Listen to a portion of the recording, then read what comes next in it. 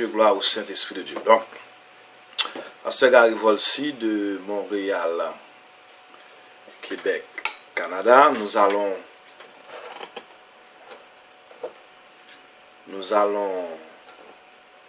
étudier. Et bon, donc, la façon de me rejoindre, c'est le 438-792-4618, gary.volsi@yahoo.com. Nous allons étudier le communisme en 1848, acte 4, verset 32 à 37. Acte 4, verset 32 à 37, le communisme en 1848. Il est fondé sur les principes de la Bible, le communisme. Le communisme est l'une des plus vieilles idéologies de l'humanité. La base de cette doctrine est de mettre en commun tous les biens matériels afin de les distribuer à chacun selon ses besoins. Le communisme fut pratiqué par les apôtres et les premiers chrétiens de Jérusalem. Actes des apôtres, chapitre 4, verset 32 à 37.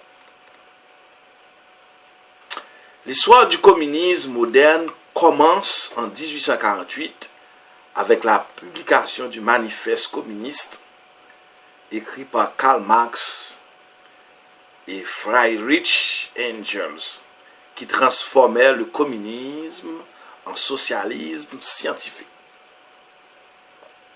Karl Marx employait le mot communisme comme synonyme de socialisme. Le communisme, image par lui, est une imitation du mode de vie prêché par la Bible. La différence est que Karl Marx propose une justice humaine et sociale et rejette toute notion de Dieu, donc plus aucune loi morale à respecter. C'est un autre moyen subtil pour amener les peuples à se rebeller contre l'autorité divine. Selon son interprétation de l'histoire, Karl Marx croyait que le système capitaliste était condamné à brève échéance, que l'abolisation des classes sociales et la disparition de la propriété privée ou individuelle détruiraient le goût du luxe, ainsi tous les hommes seraient égaux. Le mouvement communiste de Marx devenait donc un nouvel espoir de libération pour les ouvriers et les paysans de l'époque, qui étaient comme des outils par la classe dirigeante et traités comme des serviteurs par la papauté.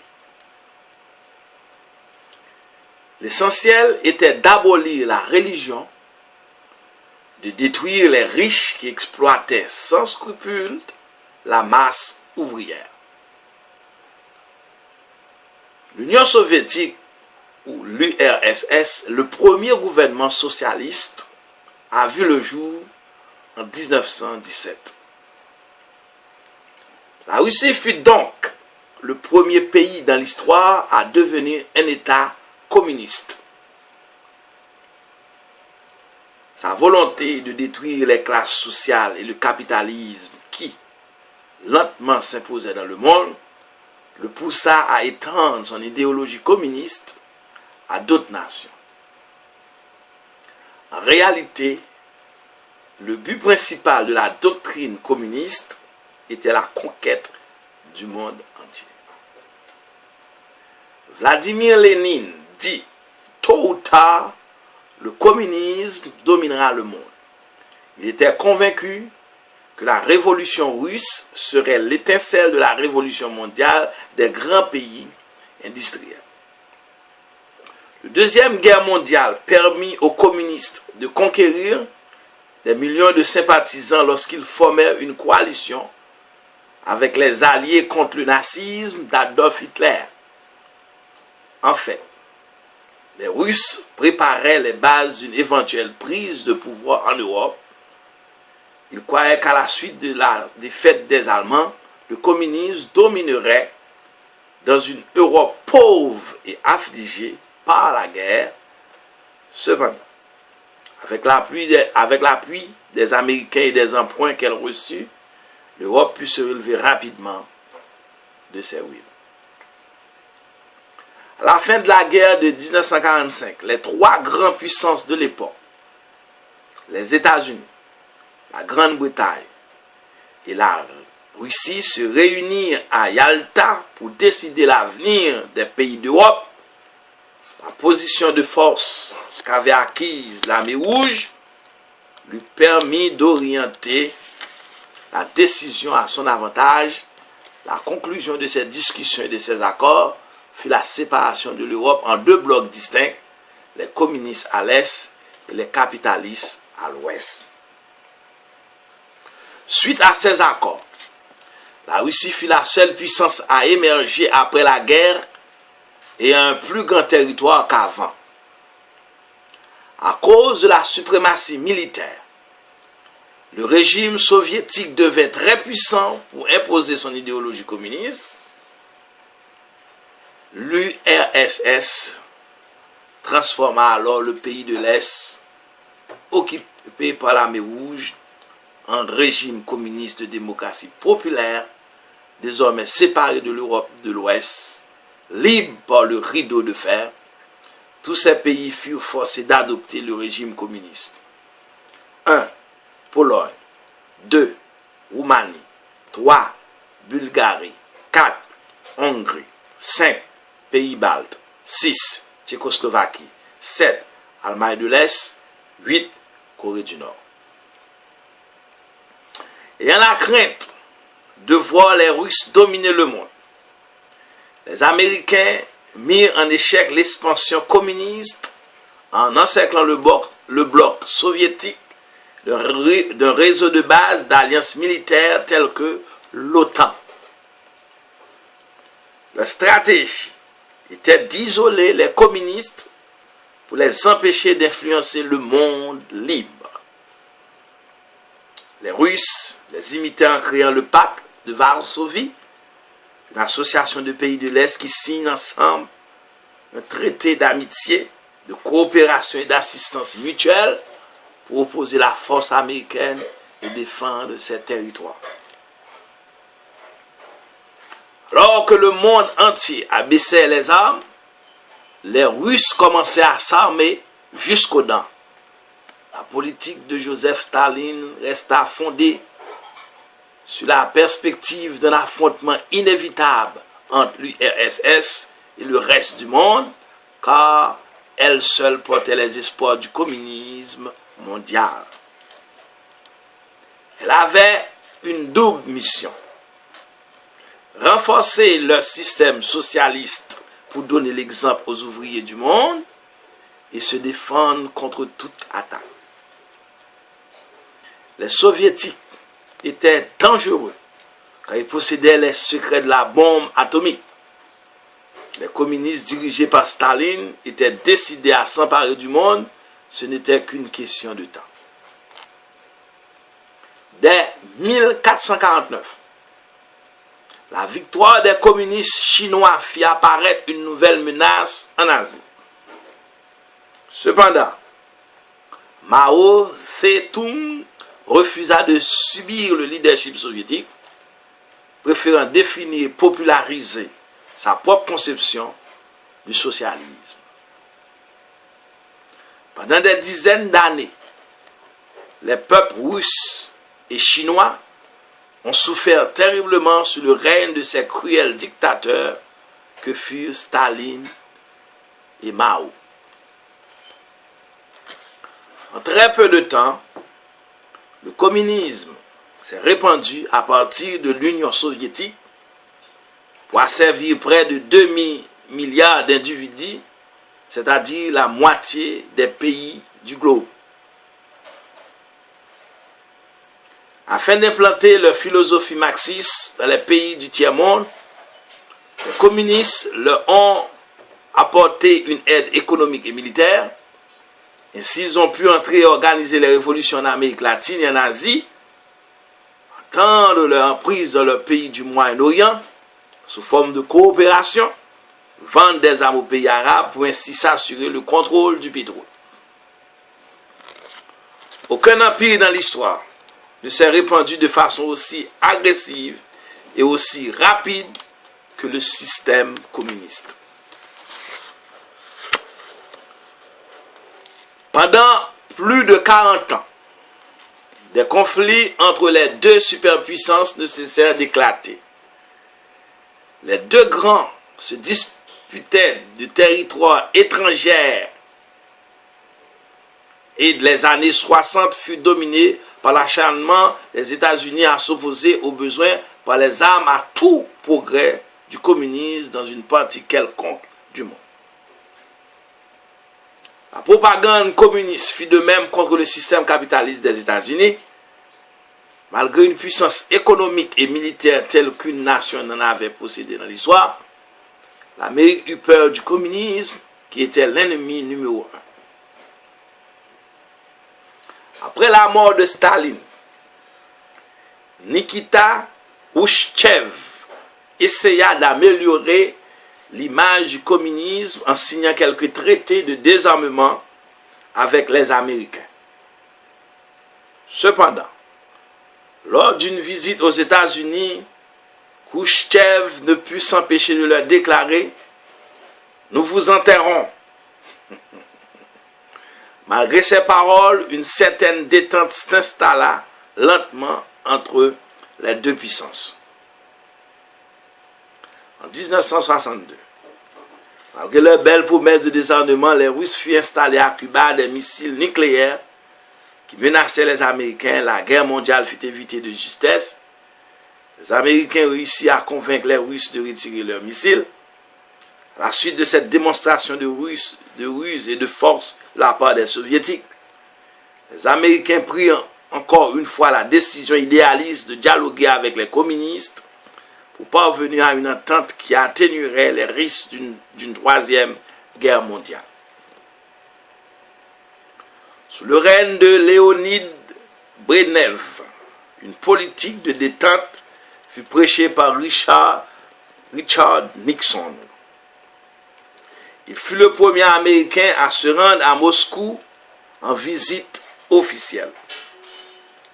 Puis ce fut Jimmy Carter, un homme de paix qui se fia sur la parole des Russes pour réduire, ralentir et même annuler la plupart des projets d'armement de 1962 à 1977. Il voulait démontrer les bonnes intentions des Américains en donnant l'exemple de désarmement aux Russes. Les Américains ont été assez naïfs de croire que les Soviétiques voulaient la paix. Ainsi, durant ces années, les deux superpuissances signèrent une série d'accords et de traités sur la prévention de la guerre nucléaire. 1. Les accords SAL 1 et SAL 2. 2. La protection de l'environnement. 3. La coopération économique, technologique, médicale et spatiale. Mais il est difficile de croire que les Soviétiques puissent vivre en paix avec ceux qui ne partagent pas leur idéologie, car Brezhnev a toujours affirmé que le premier but de ces communistes était de dominer le monde. À la suite de toutes ces négociations de paix, les dirigeants soviétiques se sont lancés non pas dans un programme de réduction d'armement, mais plutôt dans le plus grand effort militaire en temps de paix de l'histoire du monde. Quand les Américains ont réalisé que les Russes les avaient trompés et qu'il avait une avance militaire incroyable à tous les points de vue, ils se sont lancés avec l'ère Ronald Reagan de 1981 à 1989 dans des projets de réarmement et de défense militaire les plus coûteux de leur histoire contre l'Empire du mal.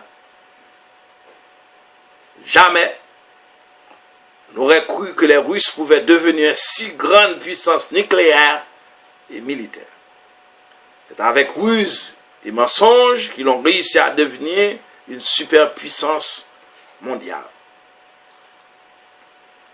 Considéré comme l'empire du mal et craint par tous les pays à travers le monde, l'URSS adopte une nouvelle stratégie après 14 ans de silence pour renouer le dialogue avec les États-Unis et transformer en apparence du moins son image menaçante.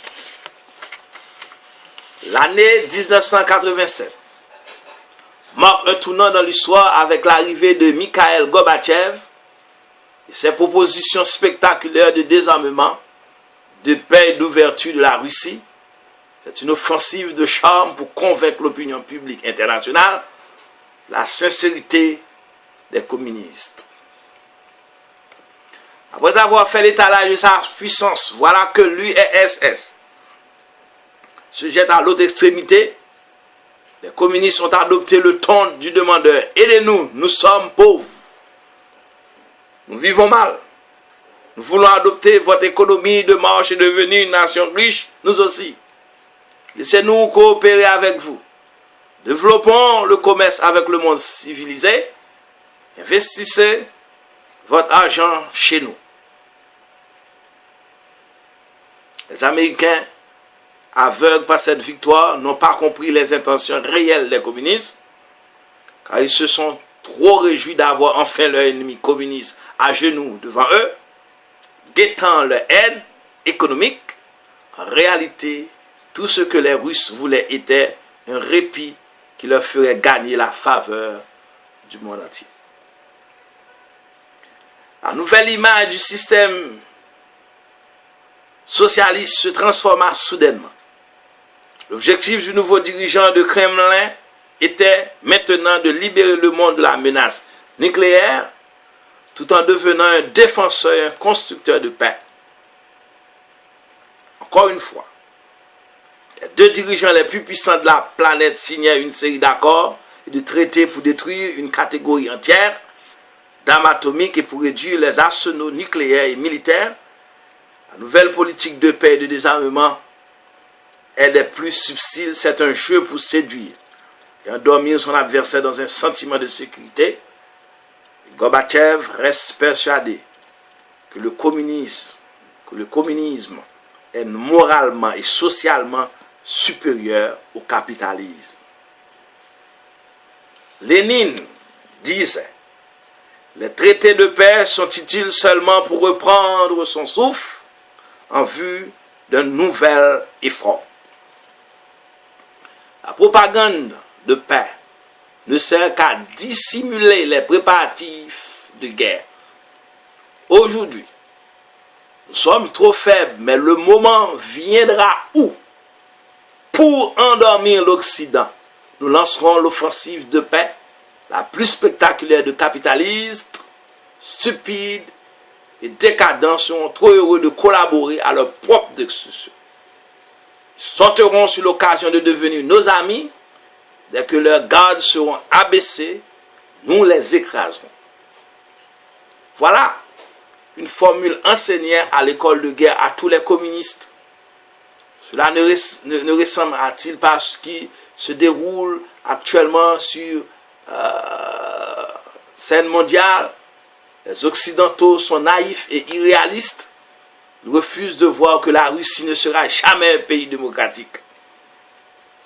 Tout comme en Chine, malgré leur économie capitaliste, c'est un régime communiste qui persécute et tue tous ceux qui s'opposent au système. Les communistes n'aiment pas la démocratie ni la liberté d'expression. Ils inspirent toujours la crainte. Et aucune autorité mondiale ne peut les empêcher d'étendre leur emprise et d'obliger les populations à se soumettre à leurs lois. Tout comme nous l'avons constaté lorsque la ville de Hong Kong est retournée aux Chinois. Le coup d'État qui chasse Gorbatchev du pouvoir en 1991 démontre clairement l'insatisfaction du peuple et du gouvernement communiste envers cette nouvelle pensée d'ouverture, de transparence. Cette même année, on voit la disparition de l'URSS et la naissance de la communauté des États indépendants, CEI. Ces 10 pays acceptent que la Russie garde le commandement unique de l'armement nucléaire stratégique. Finalement, l'abolition du Parti communiste en place depuis 1920, provoquée par le nouveau dirigeant Boris Eltsine, convainc et soulage des millions de personnes que les communistes ne peuvent plus être dangereux car ils n'existent plus. Comment voulez-vous que se méfie de quelque chose qui n'est pas censé exister? C'est exactement ce que les communistes voulaient. Même si l'étiquette communiste n'est plus, le système bureaucratique est toujours en place, recycle sous une autre dénomination. Les communistes occupent toujours les postes clés du gouvernement et sont même élus démocratiquement sur un nom différent, exerçant toujours le pouvoir dans les hautes sphères politiques. C'est leur stratégie de mentir et de tricher. Quand les soviétiques ont pratiquement violé tous les accords et les traités signés dans le passé, il ne faut pas commencer à croire qu'ils ont abandonné l'idée de conquérir le monde un jour. La réalité est que les Américains ont toujours très peur des communistes russes qui sont censés avoir disparu, mais qui, en vérité, sont toujours vivants et plus puissants que jamais. Les États-Unis ont tellement eu peur que les communistes reviennent au pouvoir aux élections de 1996 qu'ils ont fourni des milliards de dollars pour aider Boris Eltsine à gagner. Les Fonds monétaires internationaux, la FMI, a même prêté 10 milliards à l'État pour payer les salaires des employés qui attendaient depuis des mois. Mais Eltsine demeure un vrai communiste. Même s'il ne l'avoue pas ouvertement, ses actions le prouvent. Pendant la campagne électorale, il a pris le contrôle de la télévision et des journaux soi-disant libres. Il a interdit de le critiquer sous peine d'être congédié. Il n'a laissé aucune chance aux autres partis d'avoir l'antenne et les médias ont dû vanter la gloire d'Eltsine. Durant son mandat, Eltsine a montré sa vraie face. Il a changé la constitution russe afin d'être le seul à posséder tous les pouvoirs. Il a utilisé la force et la violence contre l'une de ces républiques rebelles, causant des milliers de morts en Tchétchénie. Il a bombardé le parlement russe, écrasant la révolte avec ses forces armées. Il a congédié plusieurs de ses premiers ministres, sans tenir, ses premiers ministres aussi, sans tenir compte d'aucune de ses propres lois. Ses œuvres prouvent qu'il s'est toujours opposé à la démocratie. Alexandre Solzhenitsyn, un ancien dissident revenu à Moscou, affirme avec raison que le système qui nous gouverne est une combinaison d'anciens communistes, de requins de la finance, de faux démocrates et du KGB. On ne peut pas appeler cela une démocratie. On ne sait jamais du jour au lendemain quelle direction ils vont suivre. Alexandre Lebel, ancien général du Conseil de sécurité, avoue que le travail du gouvernement est tellement confus. Après avoir passé plus de 100 jours au gouvernement, il n'a jamais réussi à comprendre comment les décisions étaient prises. Encore aujourd'hui, la communauté internationale n'est pas trop certaine de savoir qui possède vraiment le contrôle en Russie. Depuis quelques années, les médias nous donnent l'illusion que l'armée russe est en déroute. De toute façon, ce ne sera pas la première fois que les soviétiques auront propagé de fausses rumeurs à propos de leur puissance militaire ou qu'ils auront menti concernant le nombre de missiles. Ils ont toujours fait voir ce que voulaient bien nous montrer.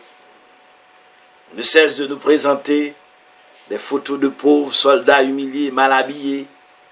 On nous déclare avec des reportages à l'appui que l'armée n'a plus d'argent pour pratiquer ses manœuvres militaires et qu'elle n'a plus les moyens de produire de nouvelles armes pour l'avenir. Des images de centaines d'avions, de tanks, de sous-marins mal entretenus et rouillés sont déployés pour essayer de maintenir dans la terreur le monde entier, sont maintenant en ruine.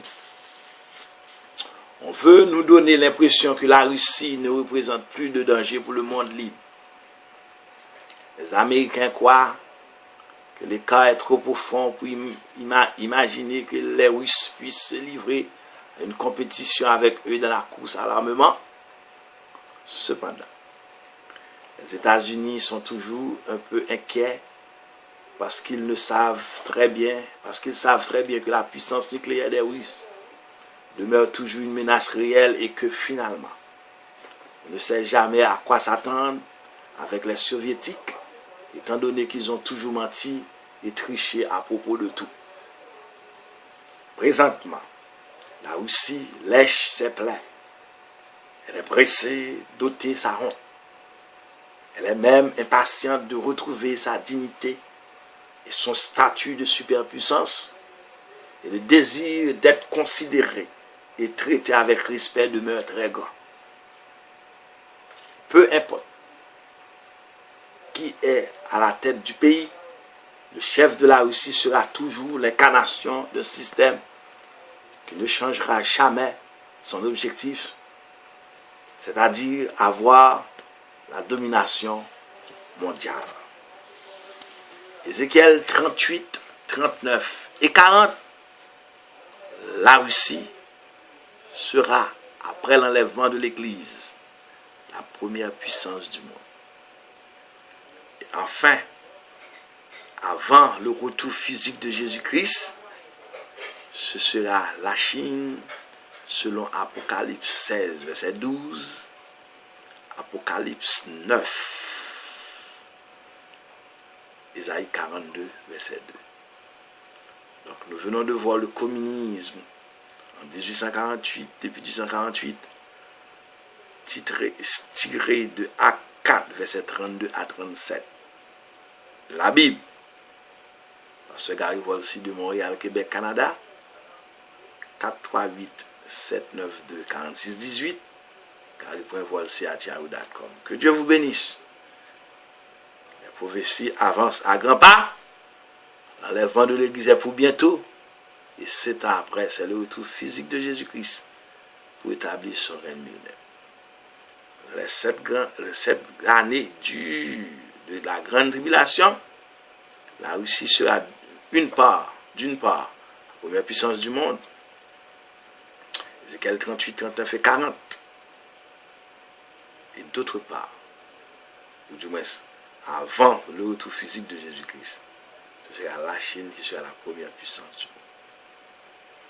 Comme Babylone est tombée avec Nebuchadnezzar, comme les Perses et les Mèdes sont tombés, alors Babylone était l'ancien Irak, les Mèdes et les Perses, ancien Iran, ont tombé, Daniel 2 et 7, comme la Grèce est tombée avec Alexandre le Grand, comme Rome est tombée, comme les États-Unis sera tombé, Ésaïe 13,